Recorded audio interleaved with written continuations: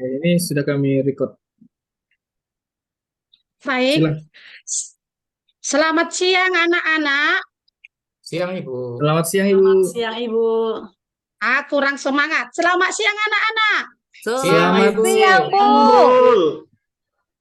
Apa kabar? Luar biasa, Bu. Nah, coba kalau Ibu katakan apa kabar? Luar biasa. Supaya lebih semangat karena sudah siang ya. Apa kabar anak-anak semuanya? Luar biasa. Nah, baik, sebelum kita memulai materi kita, terlebih dahulu kita coba lemparkan senyum dulu sama temannya. Supaya jangan mengantuk ya.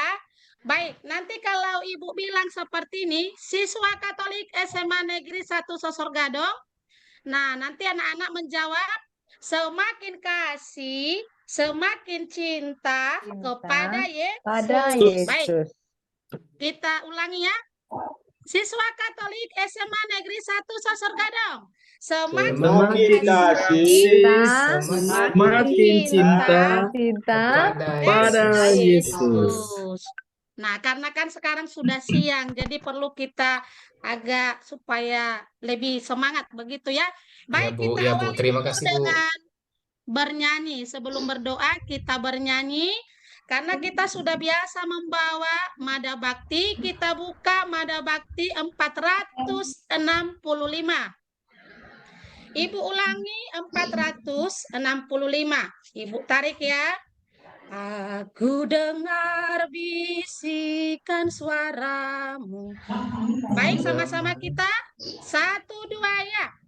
Aku dengar bisikan suaramu. Menggembut di dalam batinku. Sungguh engkau sahabatku, jika engkau menaati perintahku. Pergilah, bisa buat sambil gerakan.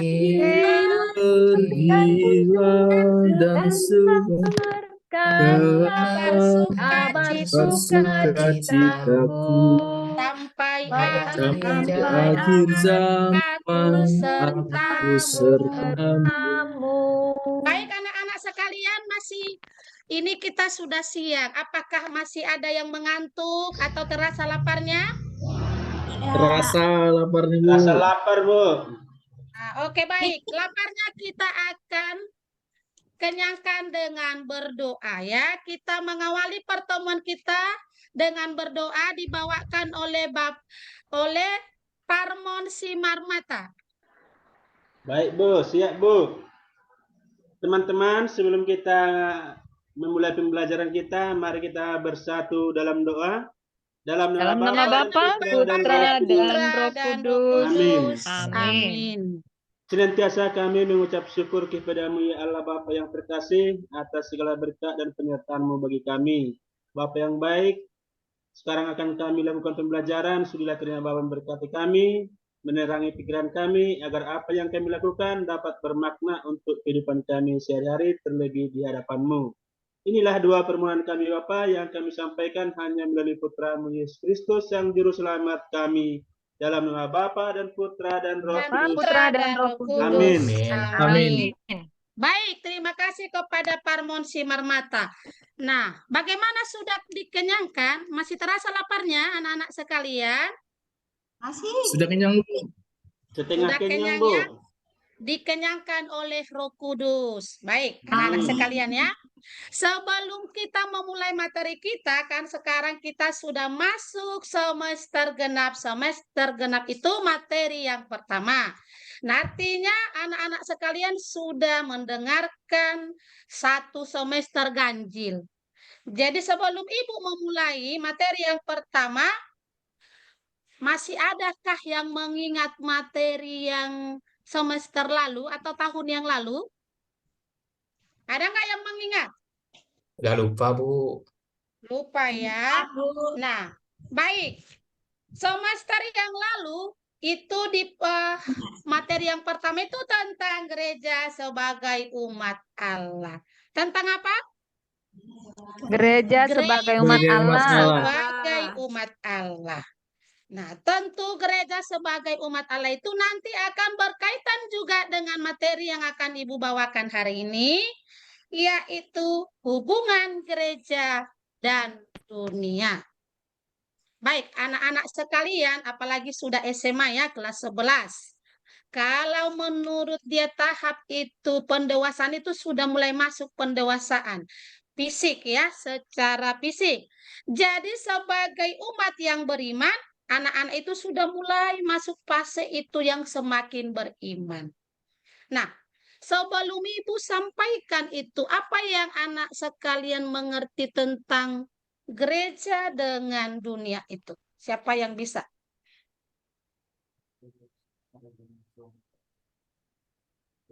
Nah, coba, tadi kan kita sudah disegarkan dengan doa. Ibu yakin ini anak-anak yang pintar, ini anak-anak yang kreatif, yang aktif di gereja. Hanya mungkin kurang percaya diri saja. Ayo. Coba Bu.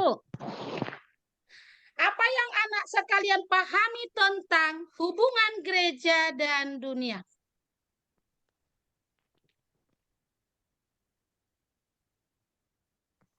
Saya coba ya Bu.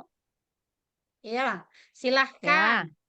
Yang pertama dulu, gereja itu menurut saya, menurut pemahaman saya, gereja itu adalah tempat. Itu dulu pertama dari segi bangunannya dia dikatakan sebagai tempat, sebagai gedung. Nah, dia tempat apa? Tempat orang-orang yang beriman kepada Kristus. Itu menurut saya tentang gereja. Ikut tentang dunia, Bu? Atau cukup dengan gereja saja? Baik, yang Ibu pahami itu tentang dunia juga, karena kita kan sekarang berbicara tentang gereja dan dunia. Kalau dunia itu juga ya namanya dunia. Dia juga bisa dikatakan sebagai tempat segala makhluk hidup bertempat tinggal. Segala bangunan-bangunan, pokoknya segala isi yang ada itu tempatnya di dunia ini. Jadi hubungan gereja dengan dunia sangat berkaitan dengan erat dan tidak bisa dipisahkan kapanpun. Karena gereja itu bagian dari dunia dan dunia itu sebagai tempat gereja berdiri. Oke, terima kasih Bu. Hanya itu yang bisa saya sampaikan. Baik, terima kasih kepada anak saya, Mak Daleo Sidauru. Tepuk tangan dulu untuk temannya. Baik. Baik, Ibu akan sampaikan bahwa gereja itu ya bisa dikatakan orang yang sudah dibaptis. Itu tidak boleh kita lupa ya. Dikatakan itu gereja tentu sudah dibaptis. Dengan demikian, pembaptisan yang sudah kita terima itu, maka ada konsekuensinya. Kita itu menjadi ambil bagian menjadi putra-putri Allah. Nah, lalu bagaimana dikatakan ada hubungan dengan dunia? Dunia itu adalah sebenarnya kita sendiri. Masyarakat, orang-orang, kumpulan suku-suku yang berbeda dengan tempat yang berbeda dan yang luas. Hanya mengapa dikatakan tadi hubungan gereja dan dunia, bahwa gereja itu tidak hanya berhubungan dengan gereja saja. Apalagi kita Katolik, anak-anak sekalian harus paham. Katolik itu terbuka, umum, universal. Jadi kita sendirinya dengan itu dituntut sebagai gereja itu harus berhubungan kepada semua manusia, tidak terlepas hanya Katolik saja, Protestan saja, Islam, tetapi seluruh bangsa, seluruh manusia yang mengimani imannya. Nah, dengan demikian juga, mengapa dikatakan juga gereja itu tidak terpisahkan oleh dunia? Itu kan dua sisi yang tak bisa kita pisahkan. Maksudnya apa? Dunia, gereja itu dituntut untuk saling mengasihi. Dan mengasihi itu mampu kita alami dan kamu sekalian bisalah kamu rasakan. Jangan nanti kita katakan, saya cinta sekali kepada si Valentina, tetapi tidak dirasakan cinta itu. Nah, cinta itu Bu. diperbuat baik dengan secara benar dan tindakan. Dan tindakan itu tentu tidak terbatas. Nah, anak-anak sekalian, pernah nggak kalian baca atau lihat di televisi Bunda Teresia? Bunda Teresia ini seorang biarawati yang mengabdikan dirinya seluruhnya untuk hidup bersama orang miskin. Bukan hanya orang miskin yang menderita, yang penyakitan, bahkan penyakit yang menular. Nah, kalau kita tarik pada diri kita, ibu sendiri pun masih berpikir yang penyakit yang menular. Namun prinsip Ibu Teresia, anak-anak sekalian, perlu kita contoh, perlu kita teladani, bahwa untuknya memberikan karyanya kepada orang yang penyakitan, orang miskin, adalah memberikan kepada Yesus sendiri, dan dia melihat Yesus hadir kepada orang yang kecil, yang miskin, Papa.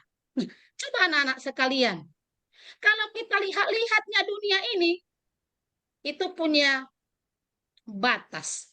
Tetapi cinta itu bersama Allah itu tidak akan pernah berkesudahan. Anak-anak sekalian, apalagi sudah kelas 11, sebentar lagi, 1 tahun lagi tidak terasa akan pergi. Maka yang perlu kamu siapkan itu adalah moralitasmu dan beriman yang teguh, supaya nanti kamu mampu beradaptasi dengan dunia dan kamu hadir sebagai gereja. Disitulah nanti kita dilihat, oh ini betul-betul Kristen ini. Yesus yang dia teladani. Bisa dirasakan orang Yesus itu baik. Kerajaannya itu baik lewat tindakan nyata. Kalau dengan kata-kata itu tidak. Nah, anak-anak sekalian, nah salah satu tadi sudah konkret ya, Bunda Teresia. Nah, apalagi kalau kita lihat lagi, gereja itu merupakan tindakan nyata. Menghadirkan cinta. Kalau dikatakan cinta seperti kamu ya, sudah ada jatuh cinta. Mengapa dikatakan saya sangat mencintaimu? Kalau dikatakan cinta artinya kita perbuat yang baik. Betul nggak anak-anak? Betul, Ya, Bu. Bu. Nah, kalau tidak dinyatakan cinta itu, tidak percaya dia cinta kepada kita. Dan juga kebaikan, kerahiman Allah di tengah masyarakat. Nah, kalau kita lihat juga, gereja itu menjauhkan bangsa-bangsa dari kegelapan dosa, permusuhan. Nah, bagaimana anak sekalian kalau di rumah dulu? Nah, ciptakanlah dulu cinta kepada orang tua, adik-adik, abang. Barulah kamu katakan, saya mencintai kamu, Paulina. Aku mencintai kamu, Morita. Tapi sementara kamu tidak mencintai yang dulu di sekitar dirimu. Itu namanya nol. Nah, anak-anak sekalian, apalagi kita Katolik ya, cinta itu luar biasa. Nah, pernahnya kalian dengar lagu Kasih Yesus, indah-indah, oh indah.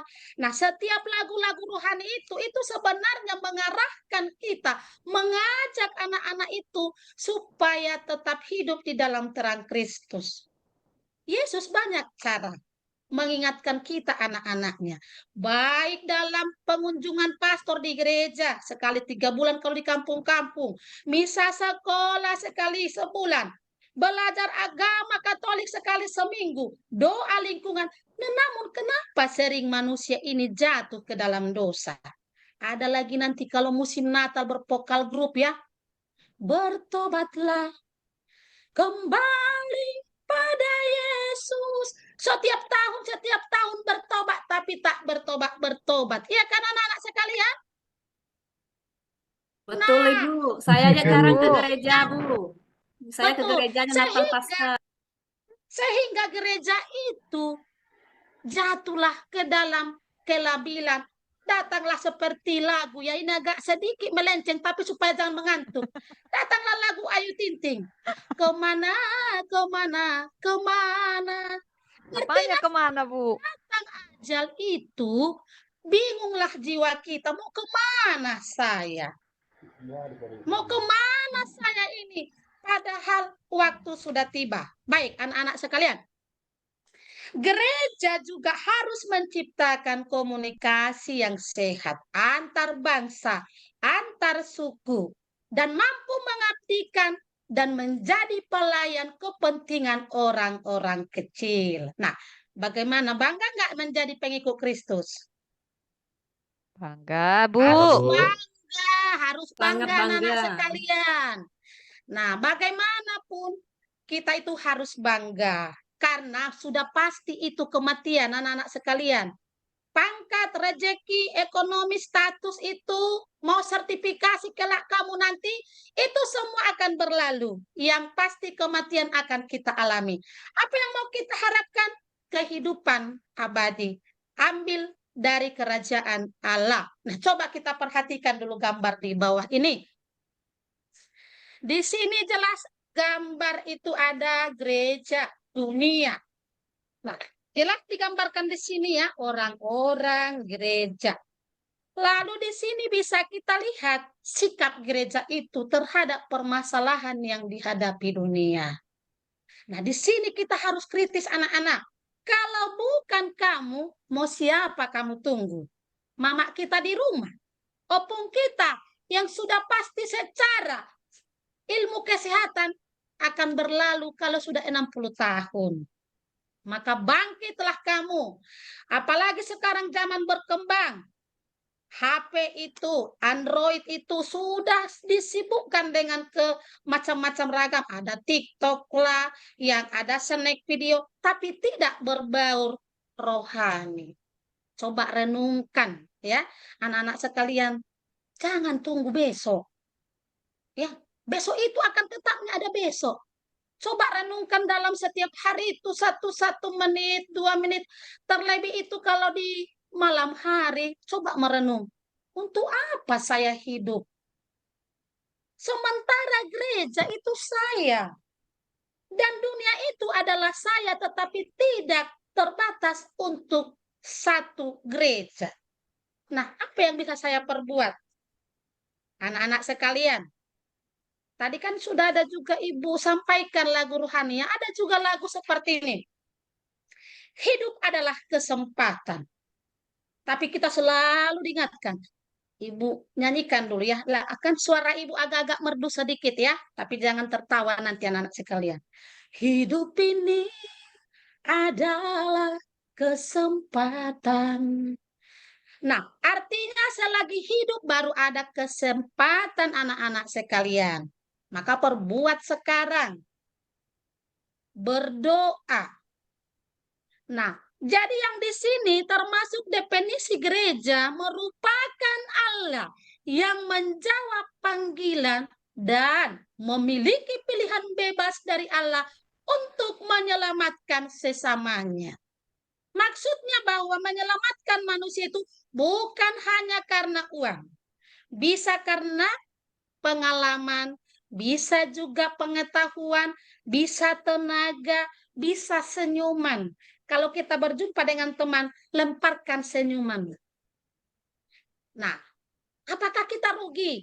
Nah, coba kalau kita itu hidup di dalam senyuman Tuhan, maka bisa juga tercipta untuk kesempurnaan Allah. Itu kan dilengkapi, bukan hanya dikatakan memberikan baju, uang, makanan, itu memang dibutuhkan. Tetapi sebagai umat Allah, kita punya keterbatasan. Apa yang kamu miliki? Apa yang saya miliki, saya perbuat untuk sesama. Ringan tangan, ringan waktu, dan pas misalkan kita jumpa dengan umat yang bukan Katolik. Misalkan kita pas pergi berpetualang ke kota, misalkan Jakarta, tiba-tiba ada di jalanan terjatuh. Oh, secepat mungkin kita langsung tolong. Kita tanya, "Woi, kamu dunia, apakah kamu dunia Katolik?" Tidak. Tetapi kasih itu tanpa harus Katolik, tetapi untuk semua orang. Nah, di sini juga anak-anak sekalian jangan mengantuk. Ini meskipun siang, gurunya kan guru yang semangat ini.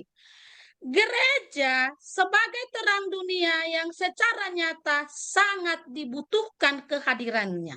Artinya anak-anak sekalian, kehadiranmu yang dibutuhkan. Iya, sangat dibutuhkan waktumu. Barulah sehingga masyarakat itu nampak kelihatan terang itu. Coba apalagi kamu sekarang di sekolah. Nah, keluar dari kelas ini, nah lemparkan senyuman. Kalau ada misalkan kulit bonbonmu kantongi sebelum dapat misalkan tempat sampah. Nah, misalkan ada di sekolah ini seperti baru-baru ini melaksanakan Maulid Nabi. Nah, terlibat kamu di situ. Begitu banyak perbuatan baik, disitulah kerajaan Allah itu. Sekali lagi Ibu sampaikan kepadamu, kerajaan Allah itu tidak akan pernah berkesudahan. Nah, di sini menurut Konsili Vatikan kedua, secara positifnya ya anak-anak sekalian, sebagai seluruh keluarga manusia dengan segala hal yang ada di sekelilingnya, dan dunia menjadi pentas berlangsungnya sejarah hidup dan kehidupan umat manusia. Maka terciptalah dan terpeliharalah cinta kasih Tuhan Sang Pencipta. Dan dihilangkanlah dosa itu. Jadi kalau besar cinta, dosa pun akan hilang. Apapun zaman berkembang, kalau cinta semakin besar, maka dosa akan terkalahkan. Itu harus kita ingat. Damai hati kita kalau kita bawa dengan cinta. Nah, seperti lagu-lagu yang kalau kita dengar juga ya, artis-artis itu kan, senyumlah untuk semua orang, tapi hatimu jangan. Maksudnya anak-anak sekalian, senyum itu boleh dan sangat baik maksudnya, tapi jangan merusak. Itulah maksudnya hatimu jangan, tanda kutipnya itu. Nah, anak-anak sekalian, nah sampai di sini adakah yang mau bertanya sejauh tentang hubungan gereja dan dunia?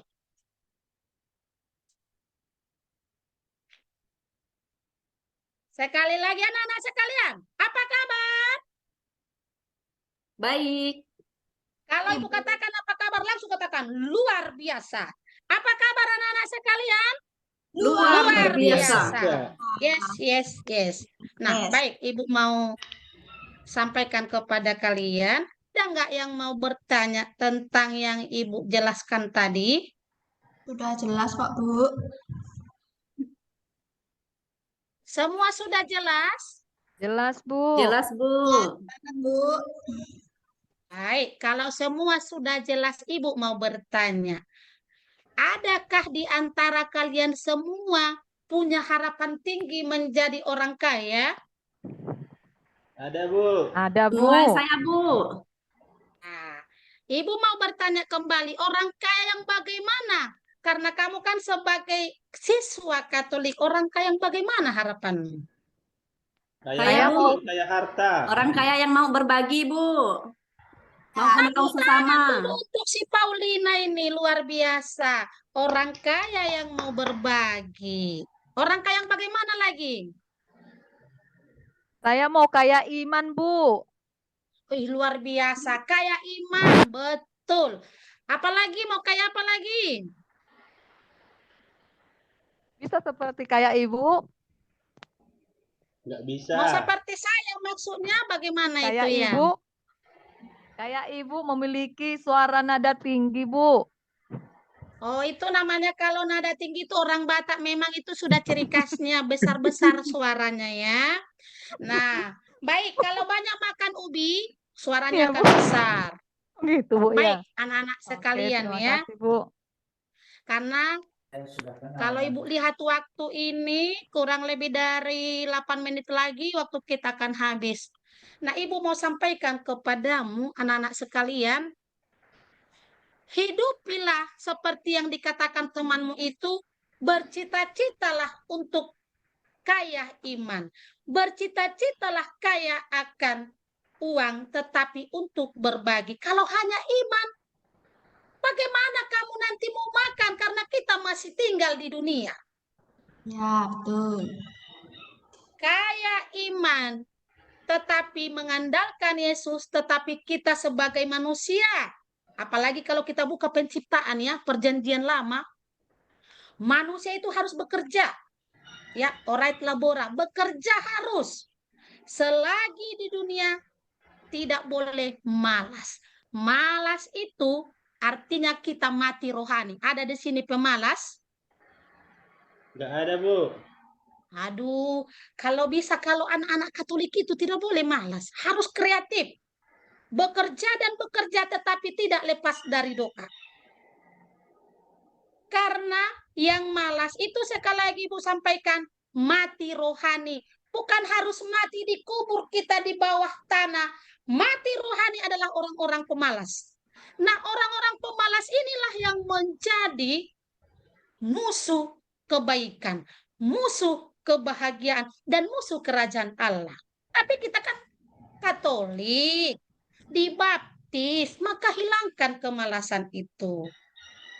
Berbuat dan berbuah, berbuah dan berbuat, masalah rejeki Tuhan yang mengatur. Bisalah dikatakan tercipta hubungan gereja dan dunia. Dan Ibu sampaikan lagi tentang sakramen, keselamatan. Itu ada hubungannya dengan gereja. Kita ya selalu diberikan Tuhan keselamatan melalui sakramennya. Kita kan berbicara dengan gereja Katolik yang berhubungan dengan dunia. Allah tidak pernah berhenti memberikan keselamatan kepada kita, termasuk ibu, termasuk anak-anak sekalian, lewat sakramen. Dikatakan karena sakramen itu tanda keselamatan Allah dihadirkan supaya kita selamat. Kalau kamu buka lagi perjanjian lama, Allah sudah sungguh mencintai kita. Sampai diutusnya si Musa. Ini agak melenceng supaya kamu semangat ya. Dan sampai kita kaitkan di perjanjian baru. Sampai disalibkan Yesus. Tapi masih ada kita sekarang yang selalu hidup di dalam dosa. Lalu kalau kamu pikir-pikir mau kemana saya? Penyesalan itu kawan, anak-anak sekalian, selalunya namanya itu terlambat. Tetapi terang Kristus itu selalu terdahulu, hanya buka hatimu. Setuju anak-anak sekalian? Setuju. Ya. Setuju anak-anak sekalian? Setuju, Bu. Karena kalau Ibu lihat kalian semua seperti ini, apakah karena diterangi Roh Kudus? Ataukah Roh Kuda? Yang mana ini sekarang? Kami Kudus, Bu. kami terpesona mendengar suaramu, Ibu. Tentu Roh Kudus ya. Roh Iyalah, Kudus itu Bu. mengalir. Kalau roh kuda, Bu, Mengalir dan gimana, Bu? mengalir dan mengalir dan mengalir. Kalau roh kuda Baik. gimana, Bu? Sekali lagi, Ibu mau sampaikan kepada anak sekalian, adakah yang mau bertanya sejauh ini? Ada, Bu. Nah, silahkan. Tadi ada saya dengar tentang kerajaan Allah. Coba Ibu berikan satu contoh konkret supaya kita bisa merasakan kerajaan Allah seperti apakah. Terima kasih, Bu. Baik. Kepada Magdaleo Sidauruk, luar biasa ya. Kerajaan Allah itu coba dulu. Senyum dulu kepada yang di belakangmu dengan yang di depanmu. Coba tersenyum dulu. Sudah, Bu. Lalu salam dulu yang di belakangmu dan yang di depanmu. Salam damai, sudah. Nah, apa yang kamu rasakan? Saya rasakan kebahagiaan. Wih, luar biasa. Artinya, di mana ada kemurahan hati, kerendahan hati, disitulah kerajaan Allah itu. Murah, tidak usah bayar. Kerajaan Allah itu murah, kuncinya hati. Hilangkan semua kecongkakan, hilangkan semua iri dengki dan ambisi, maka kerajaan Allah itu sangat konkret kita alami. Nah, salah satunya di mana kita merasakan kebahagiaan, damai, sukacita, tersenyum. Nah, itulah kerajaan Allah. Banyak konkretnya. Tapi tersenyum-senyum itu sudah agak melenceng nanti ya. Kalau senyum-senyum itu yang di jalan-jalan ya, jangan ditiru. Tapi mudah senyum, itulah kita pengikut Kristus. Nah, sekali lagi Ibu sampaikan juga, kerajaan Allah itu sungguh luar biasa. Itu anugerah. Segala yang baik, itulah kerajaan Allah. Ibu ulangi sekali lagi, segala yang baik, itulah kerajaan Allah. Dan tidak kita temukan itu dalam kerajaan dunia dan masyarakat. Itu kita temukan hanya pada Yesus. Maka yang mau Ibu sampaikan, dari gereja dan dunia anak-anak sekalian, marilah kamu mulai berlomba-lomba, kejar dan kejarlah kerajaan Allah itu. Maka kamu akan bahagia. Kebahagiaan itu terletak kepada rasa syukur. Rasa syukur ini tidak usah bayar. Tak usah kita nanti sampai mencuri, begal ya, atau menjatuhkan teman. Rasa syukur itu kita akan peroleh kalau kita membuka hati dan selalu terarah pada kebaikan-kebaikan. Kebaikan itulah yang membawa kita kepada rasa syukur.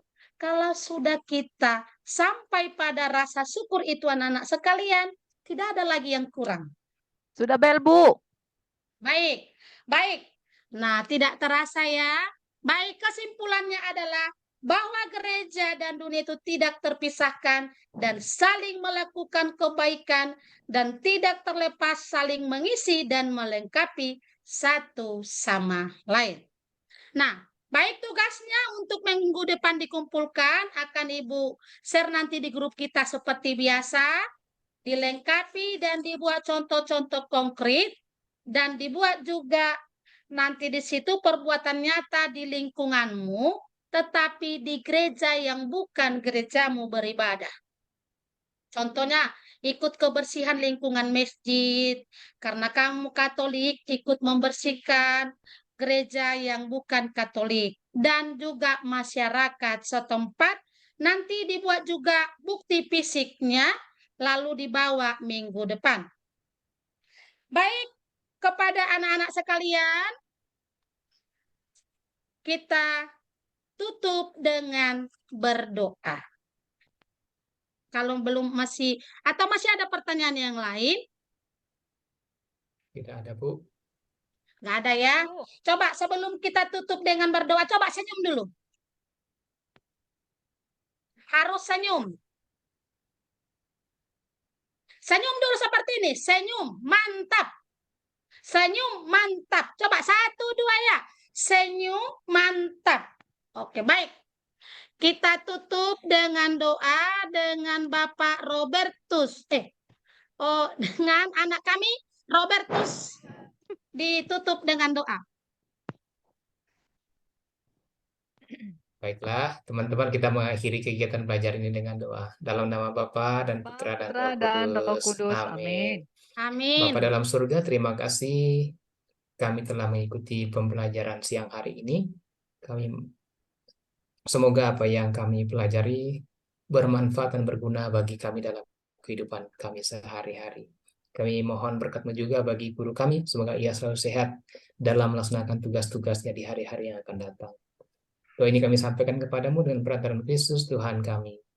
Amin. Amin. Dalam nama Bapa dan Putra dan Roh Kudus. Amin. Selamat siang anak-anak sekalian. Selamat siang, Bu. Sampai jumpa minggu depan. Baik, Bu. Silakan Pak Obed berkomentar. Baik, selamat siang teman-teman. Kita masih semangat, masih sampai siang hari ini. Sisa 1 orang lagi. saya memberikan komentar tentang apa yang disampaikan oleh Ibu Rinta. Dari konten materi yang disampaikan apa ya, memang materi yang kita sampaikan dalam kelas berkaitan dengan hubungan gereja dan dunia, dan Ibu Rinta sudah menyampaikan materi ini dengan caranya sendiri, dengan apa namanya begitu semangat, dan saya yakin ya kalau dijelaskan seperti ini mungkin apalagi kalau pagi hari ya di mana siswa masih semangat, pasti mereka bisa menyimak mengikuti kegiatan pembelajaran seperti ini dengan sangat baik ya. Kemudian apa lagi? Nah, kalau misalnya nanti konteksnya dalam siang hari, pada siang hari, mungkin baik ya Bu, apa namanya, lebih mengaktifkan siswa untuk terlibat dalam kegiatan belajar ini. Karena kalau kurikulum Merdeka ini kan kurikulum yang memang tidak lagi berpusat pada guru, tetapi juga berpusatnya pada peserta didik. Jadi memang pola pikir bertumbuh yang diitukan apa ya digaungkan dalam kurikulum Merdeka ini memang harus kita terapkan. Artinya kegiatan pembelajaran dipusatkan pada peserta didik, potensi mereka diaktifkan, kita hanya sebagai fasilitator. Lalu kemudian apalagi dari saya kurang tahu tadi apakah model pembelajaran ini tadi model apa Ibu yang dipakai Ibu Rinta? Yang saya pakai itu tadi model pembelajarannya itu